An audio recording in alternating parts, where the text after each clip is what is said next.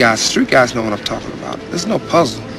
I mean, if you get a guy that constantly getting in trouble and never gonna come to prison, that's because he's an informant. He's a rat. His role. What is his role? I'm asking. Was there any conversation? No. I'm asking you. I don't know. I'm asking. Have you been listening? Yeah. It was sold 3 or 4 different times, so where does his role? Or the street guys know what I'm talking about. There's no puzzle. I mean, if you get a guy that constantly getting in trouble and never going to come to prison, that's because he's an informer, he's a rap, a snitch. What's she's role? What is his role? I'm asking. Was there conversation? No, I'm asking you. I don't know, I'm asking. Have you been listening? Yeah, it was sold 3 or 4 different times. So where does this row matter, Sue Knight, who owned a record label and signed some of the biggest nat? Mess in the 90s was one of the most feared figures in the American hip-hop scene.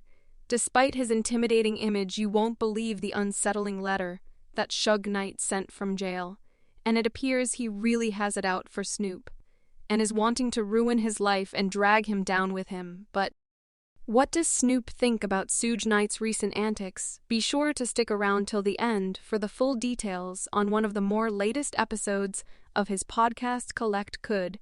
Suge Knight, the former Music Man.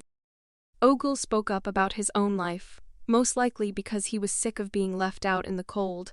After the recent discoveries, it's also well known that he has harbored animosity towards Snoop Dogg for some time, because he is jealous of Snoop's outsider lifestyle and how he gave Snoop assistance. During his trial in the 1990s, which allowed him to avoid a lengthy prison term, the producer who was in prison made a startling accusation against Snoop Dogg and the details he disclosed during the can. Did conversation could be enough to lock Snoop up with Suge? Suge had stated that Snoop should have been serving a whopping 20 years in prison, festering since the police had failed to notice a significant hint. In his case, this guy is going to testify that Snoop shot the dude and killed him. He recorded him. I heard it to myself, the guy wanted to play ball. He got some bread, he destroyed the tape. And that's one of the things, so, for me to make sure this guy and put my own freedom of state to make sure this guy don't be in prison to go backpack and partner up with Michael Harris, who committed fraud against me, and a lie said they going to try to take death row. And this ST, which is not true. But even if it was you, should both try to get it back to the rifle owner. You didn't represent death row when you was on death row. Then towards the end of the clip, as you would have seen it, appears Snoop Dogg is going behind Suge Knight's back with Michael Harris to take death row from him, which is clear as day why Suge Knight has it in for Snoop, as it's doing everything in his power to expose him. Make sure you subscribe to the channel and turn on the post notification bell this way. You'll never miss out on any future celebrity videos. Similar to these, it's like a drama series with a plot that keeps everyone guessing until the very end. On this particular night, the former big boss of Death Row Records, who is currently incarcerated, but is still making waves with his remarks, makes some serious allegations. One's about Snoop Dogg that stem from a murder case from the 1990s that has everyone talking, and he puts the spotlight on him. This twist transports us to the heyday of West Coast hip-hop, complete with its highs and lows, revealing long-forgotten tales and secrets that are making people talk. It seems as though we're all waiting to see Snoop Dogg's reaction to these shocking claims. And his next move, the drama between these two, goes beyond mere rumors. It delves deeply into a fascinating and intricate period of music history. Knight's account goes beyond what happened in court. He also claimed to have spent $6 million to resolve issues that arose following the incident, including a person attempting to blackmail Snoop Dogg. Knight stated this involved meeting with a private investigator to clear things up, which led to getting rid of a tape that could have been harmful. Snoop Dogg's bodyguard also outlined his version of events. He discussed about a confrontation that got out of control and how he had to shoot in self-defense. In an interview with Cam Capo News, the victim was shot in the hip and shoulder blade by Malik, who attempted to stop him from dying. The victim's companions took the pistol away complicating the case and in making it more difficult for the police to investigate what happened.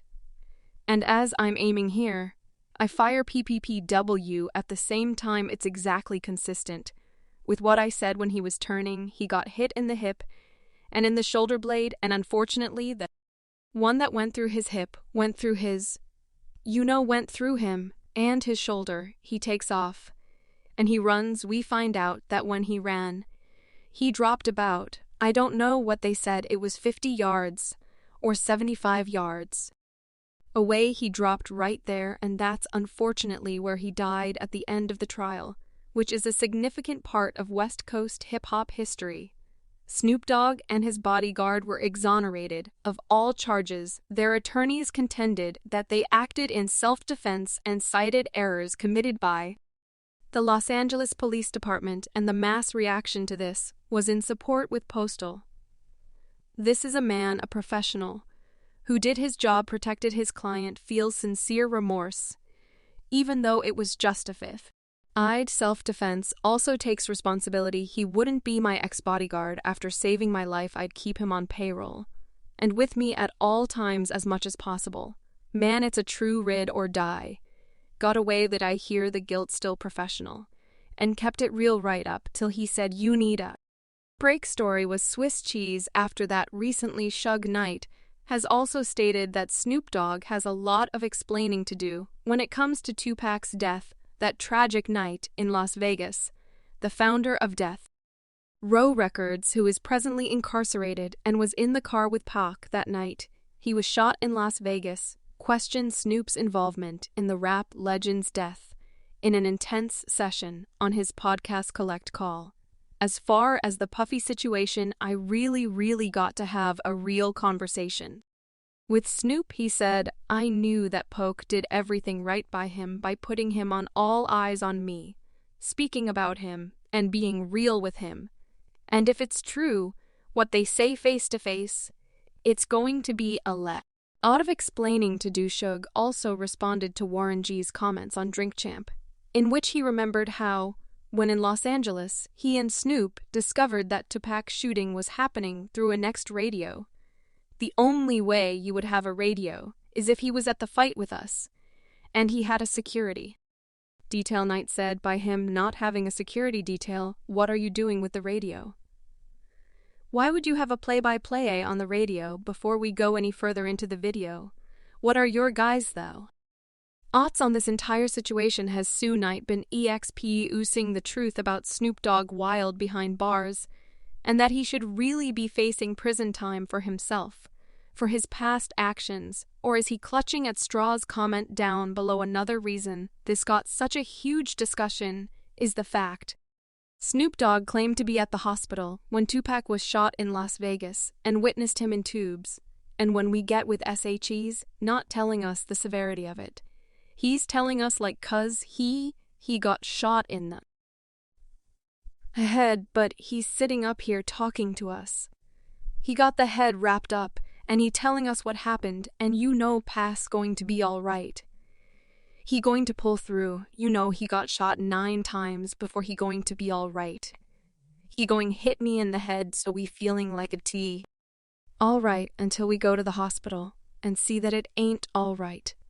He got tubes, and it's like when I walked in, I could just feel like he wasn't even there, as it has been known that on numerous different interviews Snoop Dogg has appeared on his story seems to change context in terms of how the events unfolded, and numerous fans have picked up on this with different Postal Snoop talks. Cap didn't he say before he left the hospital, and Pax was good, and then suddenly Pac died. Snoopane. Nothing but a liar. Be real, Snoop. Like you always claim to be. We know what really happened. And so do you anyway. This concludes today's video. Be sure to subscribe to Lotu for future celebrity videos and turn on that post notification bell so you don't miss out on any future uploads. Until then, see you in the next one.